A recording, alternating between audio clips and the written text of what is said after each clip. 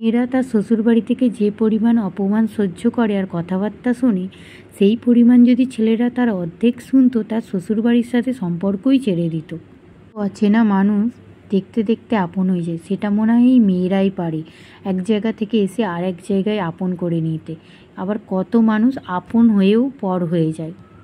বাড়ি থেকে আর একটা বাড়িতে মানিয়ে নিতে কতটা কষ্ট তোমরা কি করে বুঝবে? তোমরা ছেলে, তোমাদের কোনো দিন এইসব স্যাক্রিফাইসগুলো করতে হয় না, তোমরা তাই বুঝবেও না কোনো দিন একটা মেয়ের কষ্ট। শুধু মেয়েরাই বোঝে আর মেয়েরাই জানে এর কতটা যন্ত্রণা জ্বালা। তারপরেও যদি এত কথা শুনতে হয়, কী করে বলো তো থাকতে পারে?